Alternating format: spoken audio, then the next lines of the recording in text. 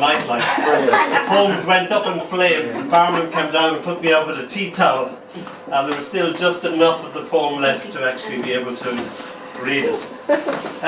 The iconic image of death. Hey, I knew that, you know, the hourglass, the cow, the scythe in one hand. When I was small, I was a townie. I went down to my uncle's farm and I discovered the real scythe. And I went into the barn, I was about 5, and the scythe was hanging up on the wall. And I banged the door and one bit of the scythe fell down onto one leg. Then his face turned to me like that and I went, whoop! And it just sort of came down and almost, it was death. But I survived. So I was always afraid of it after that. And I'd watch my uncle clean it, and it was sort of like he was cradling Geiger's Alien or something like that. It used to always freak me out. This is called Song of the Scythe. My uncle sits cross-legged, the shiny sickle of the scythe held in his hands as if he'd pulled down a moon, wrestled it to the ground, tamed it. He looks like a friendly death having a tea break. Nothing dies in these seconds. The world holds its breath. The scythe winces with light, so sharp it can cut cloth. It cuts through what I am thinking now. The whetstone sings to the curve of the metal.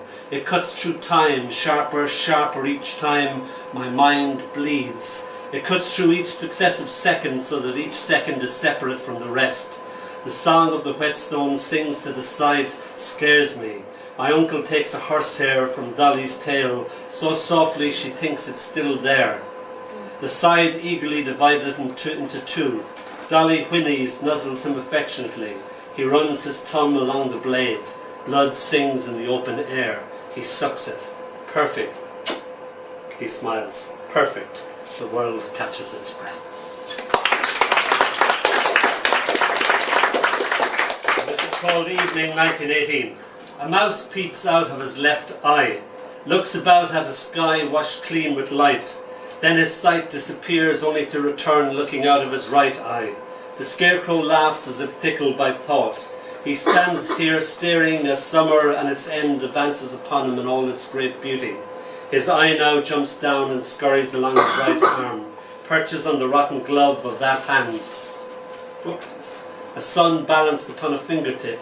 He stands there shivering to his sticks, his crucifix body a bit tipsy, the hat a bit skew-whiff, the jacket out at the elbows. A dog barks close by and another dog far away barks back. He bows his head and prays.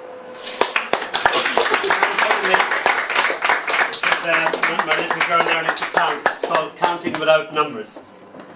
A great crowd of he's and she's, slightly more she's than he's, so my tiny daughter tells me. There is apparently more men's with beards than there is men's without beards.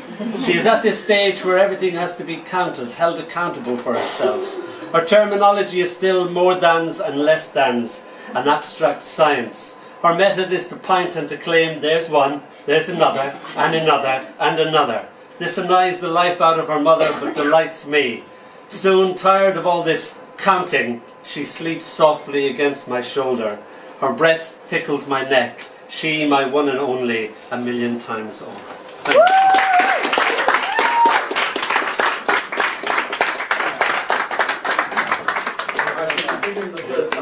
Counts minutes better than he counts.